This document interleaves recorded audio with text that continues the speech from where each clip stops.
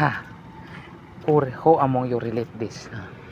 Many of us talk here, talk there, talk there, talking alone, oh, talking alone in the road, talking alone in the road, talking alone in the road, like this.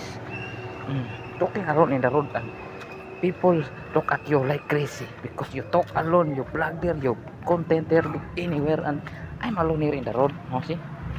And people, if people see me, they will see me, they will talk, they will say, oh, why is he talking alone? Now they don't know that I'm doing blah blah blah blah blah blah blah blah, whatever is that. Oh my goodness, don't watch any more vlogging. You like crazy but not really crazy.